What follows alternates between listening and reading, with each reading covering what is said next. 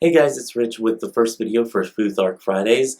I'm going to try to get these posted up in time for Friday, like midnight my time, so it goes through all time zones. Anyway, getting into the first video for Futhark Fridays, I just want to do a brief introduction to what the runes are. And primarily what I'm talking about whenever I say Futhark Friday is studying the runes. This is going to be a series that will last until the end of this calendar year. And I have it planned out that every week we will discuss a different rune and a couple different layouts here and there. And I think that's all that I have planned for it. Pretty sure. And if we want to continue this afterwards, we might do some little spots here and there discussing the runes in further depth. Now, the reason I want to, as I drop my notes, the reason I want to discuss the runes is because the runes were really one of the first two methods that I ever used for divination, the other one being the pendulum. And I had a really big connection with the runes whenever I first started my practice. Actually, even before I really started my practice, I had a really big connection with the runes. I loved the symbology, I loved what they meant, I loved how accurate they were, but whenever I started doing tarot and started doing oracles and pendulum readings and different aspects of my practice, I really got away from the runes. So this is basically me doing vlogs on reacquainting myself with the runes. I never even actually knew the proper names of the runes. And I'm kind of uneasy mentioning that, but whenever I would pull runes, I would know like what they meant, but I didn't know the meaning behind them. I didn't know where, like, the mythology behind it. I didn't know their actual names. I knew what the symbol meant, and even vaguely at that. And that's how I did my divination whenever I first started out. But now, seeing that there are so many more complex layers to this, I really want to go into a deeper study. And these might not be as deep as I will continue to go, especially if I end up continuing my rune studies off camera. But I did want to discuss a little bit about the runes in this introduction video. Just some things that I found online, just some regular research that I've done.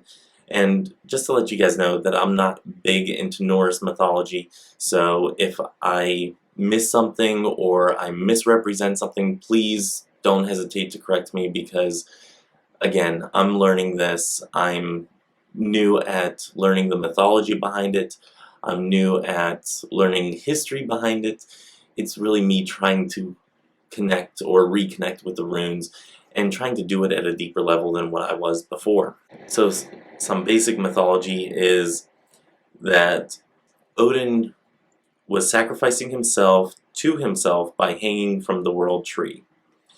And beneath him was the well of Erd, and I hope I'm saying that correctly. And this contained the wisdom of the past. But as he fasted there on the world tree for 9 days, he was able to look into the past. He was able to see these symbols and see the symbology and connect them to certain different shapes and symbols that are now the Futhark. And then he gave this knowledge to the rune masters. Like I said, I'm just reiterating what I found online as far as history. Please, if you guys know of any better resources, I would love to learn even more about this. Like I said, I never really did a mythology study on the runes. I've always been the symbols mean this type thing.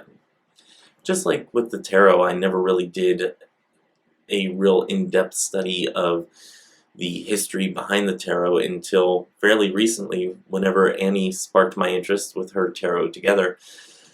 So, with any of the mythology behind it, please leave links, let me know where I can find more information, any resources that are particularly great, please let me know. As far as the historical runic alphabet, this is a system that was used by Germanic tribes, and some of the sources that I found dated back to the 1st century. And this is what's called the Elder Futhark, which is usually what you find in runestones. You don't, at least I haven't seen many in the younger Futhark regions, but usually the Elder Futhark is what's usually used in rune stones. Also, I want to add that some believe that the runic alphabet originated from Latin, Greek, and then there are some unknown origins of some of the symbols. So, in essence, we really don't know where this was created from, and yeah, kind of stands with the mythology. I like that aspect a lot more. Let's go with that. So anyway, I'm going to go ahead and turn you guys around, and we're going to look at some of the runestones, and I'm going to explain a little bit about the runestones in general and how I connect with them. Okay, so Chip wanted to be in the Futhark Friday videos, so I'm going to have him in the Futhark Friday videos, but I'm going to slide him up to the corner here because I want to explain some of my runes that I have. Now, runes can be made out of metal, they can be made out of wood. I personally have never really, as much as I like wood, have never really resonated with wood runes. I've never seen metal ones that I really liked, and given my job as a welder and machinist, I actually might make some metal runes and see how they resonate with me. Now, most of the time, whenever you get a rune set, it will come in a pouch. This is one that I actually made, and I put my runestones in this instead of the pouch that it actually came with. And I think I'm actually using that one for something else. So, whenever you get a rune set, they usually come in a pouch. If they don't, then you can always get one or make one yourself. So, this is the pouch that I keep my quartz crystal runestones in. And whenever you buy a set of runes, there are 25 that come in a set.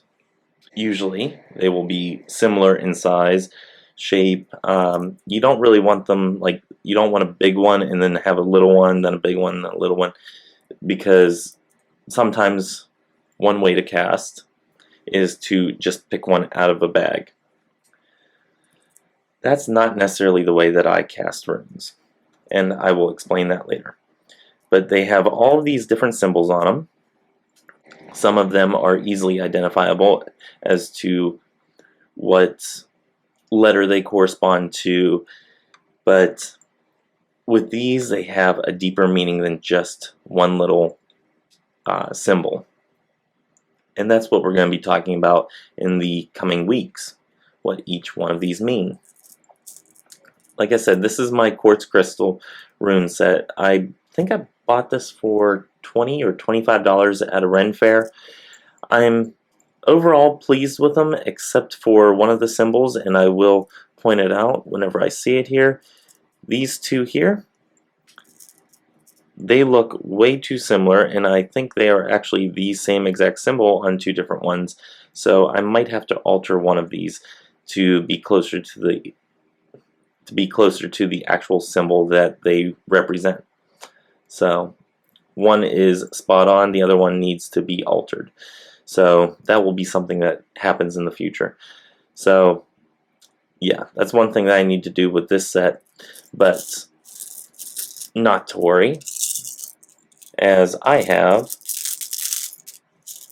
yet another set. And this set is a set that was gifted to me by Dancing Rabbit and his wife Feather. Again, it has all of the traditional Elder Futhark symbols on it, but all of them are from stones that are around their area in Texas. They painted them and then they sent them to me.